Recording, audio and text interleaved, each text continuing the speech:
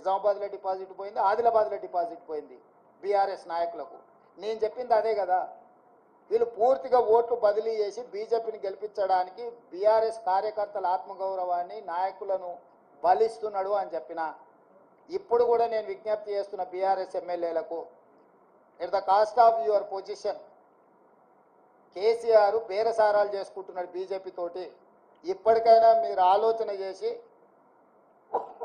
అదేమో అంటారు కదా, ఆత్మ ప్రబోధానుసారము మీరు నిర్ణయాలు తీసుకోండి.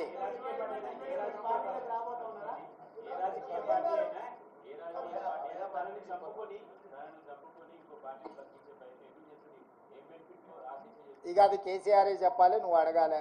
కేసీఆర్ అవయవదానం చేసిండు బీజేపీకి. ఆయన ఆత్మహత్య చేసుకోవడం ద్వారా ఆయన కిడ్నీలు, ఆయన కండ్లు ఇవన్నీ మోడీకి బదిలీ చేసిండు. ఆ బెనిఫిట్ ఏందో బెయిలా లేకపోతే ఇంకేదన్నా అక్రమ సంపాదన అనేది మీరు విశ్లేషించాలి. మీరు ఎందుకు అన్నీ నేనే చెప్తే మీరెందుకు? రఘు చెప్పండి.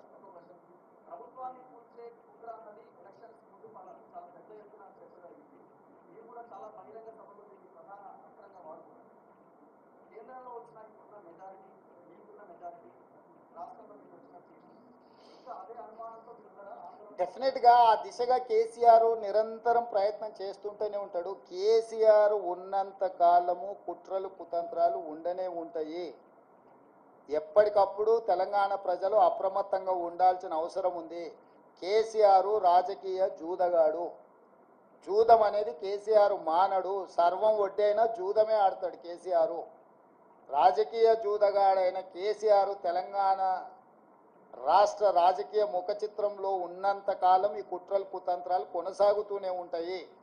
అయితే మహారాష్ట్రలో ఇట్లాంటి కుట్రలు కుతంత్రాలతోని శివసేనను ఎన్సీపీని చీల్చడం ద్వారా ప్రభుత్వాన్ని ఏర్పాటు చేయడం ద్వారా నరేంద్ర మోడీ గారు ప్రభుత్వాన్ని ఏర్పాటు చేసిన అని అనుకున్నాడు. కానీ మహారాష్ట్ర ప్రజల తిరస్కారానికి గురై ఈరోజు తలెత్తుకోలేని పరిస్థితులు మహారాష్ట్రలో ఉద్భవించినాయి. కాబట్టి తెలంగాణలో నరేంద్ర మోడీ గారు బీజేపీ ఇదే రకమైన ప్రయోగం చేస్తారా చేయరా చూడాలి. నెంబర్ 1.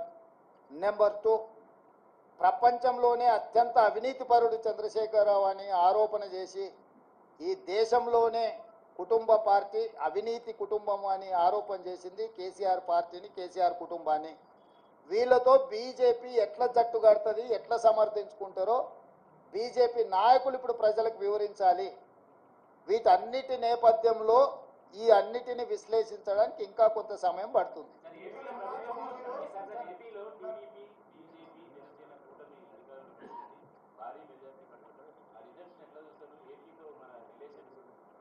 ఎన్నికల ఫలితాలను ఎట్లా చూస్తాం చారి? ఎన్నికల ఫలితాల రకంగానే చూస్తాము, ప్రజా తీర్పు పరంగానే చూస్తాము. దాంట్లో వేరే రకంగా చూడడానికి ఏముంది? ప్రజలు తీర్పు ఇచ్చిండ్రు. ఆ తీర్పుని జగన్మోహన్ రెడ్డి గారు నేను స్వాగతిస్తున్నా అన్నాడు. చంద్రబాబు నాయుడు గారు నేను స్వాగతిస్తున్నా అన్నాడు. ఇక వాళ్ళిద్దరు స్వాగతించిన తర్వాత మియా బీవీకి రాజీ హోయేతో కాశీ కా క్యా ఇస్మే?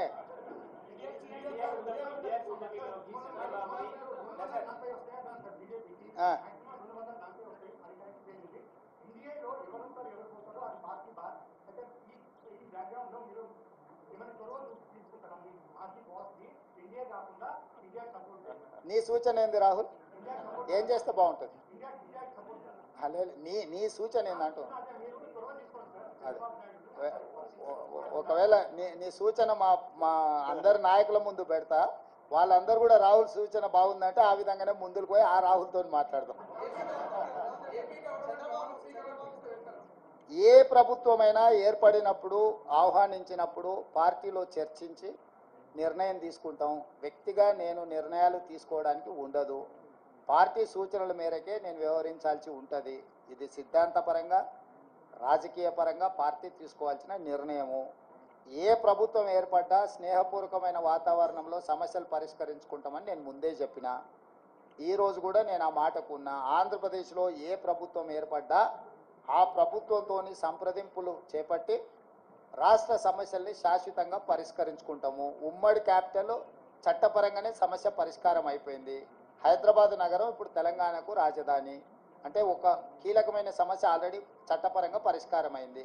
మిగతా ఆస్తుల పంపకాలకు సంబంధించి నీటి పంపకాలకు సంబంధించి ఉన్న సమస్యల్ని తప్పకుండా కూర్చుంటాం, చర్చించుకుంటాం, పరిష్కరించుకుంటాం. మాకేం బేసిజాలు లేవు. రాష్ట్రం యొక్క అభివృద్ధి, రాష్ట్రం యొక్క అభ్యున్నతి కోసము ఎవరితోనైనా చర్చించడానికి మేము సిద్ధంగా ఉన్నాం, పరిష్కరించుకుంటాం. ఏం ప్రభాకర్?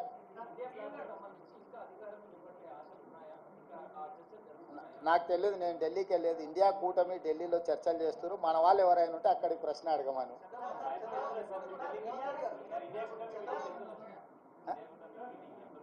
ఇండియా కూటమిలో జాతీయ నాయకులు